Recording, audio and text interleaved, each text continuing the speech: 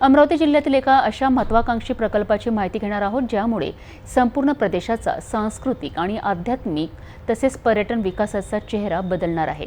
मुख्यमंत्री देवेंद्र फडणवीस आणि पालकमंत्री चंद्रशेखर बावनकुळे यांच्या मार्गदर्शनाखाली आमदार रवी राणा यांच्या प्रमुख उपस्थितीत हनुमानगढी येथे 151 फूट उंच हनुमान मूर्ती आणि अत्याधुनिक पर्यटन सुविधा उभारण्याचा भव्य आराखडा तयार होत आहे।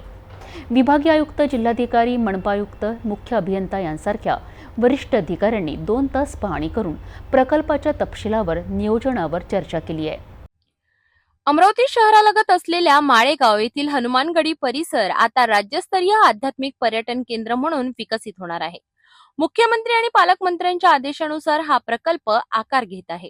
या परिसराच्या पाहणी दौऱ्यात आमदार रवी राणा यांच्या नेतृत्वाखाली विभागीय आयुक्त श्वेता सिंगल, जिल्हाधिकारी डॉक्टर आशिष एरेकर, मनपा आयुक्त सौम्य शर्मा चांडक, मुख्य कार्यकारी अधिकारी संजीता मोहपत्रा, सार्वजनिक बांधकाम विभागाचे मुख्य अभियंता, उपवनसंरक्षक यांच्यासह वरिष्ठ अधिकारी सहभागी झाले होते। या पाहणीत हनुमानगढी, कवरराम धाम, महानुभाव आश्रम, प्रजापिता ब्रह्मकुमारी, छत्री तलाव, ओशो इंद्रशीष दरबार अशा प्रमुख स्थळांची पाहणी करण्यात आली। यावेळी भक्तनिवास, योग साधना केंद्र, अमृतकुंड, स्वच्छता सुविधा, पिण्याचे पाणी, म्युझिकल फाउंटन, लेझर शो, रोप वे, वाहनतळ, बाग, रोपवाटिका, आधुनिक रस्ते आणि वीज व्यवस्थेसारख्या विकास आराखड्यांवर सखोल चर्चा झाली।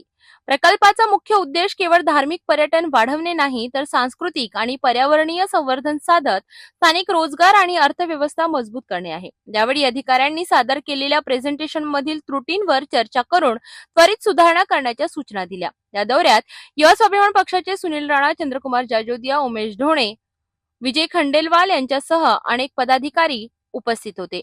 लवकरच हनुमानगढी हे ठिकाण महाराष्ट्रातील पर्यटकांसाठी नवा आध्यात्मिक आणि सांस्कृतिक पर्यटनाचा केंद्रबिंदू ठरणार असा विश्वास व्यक्त करण्यात आला आहे। हनुमानगढीचा हा प्रकल्प फक्त पर्यटनाची नव्हे, तर विकासाची नवी दिशा ठरणार आहे। अमरावती जिल्ह्यासाठी ही सुवर्ण संधी ठरण्याची शक्यता आहे।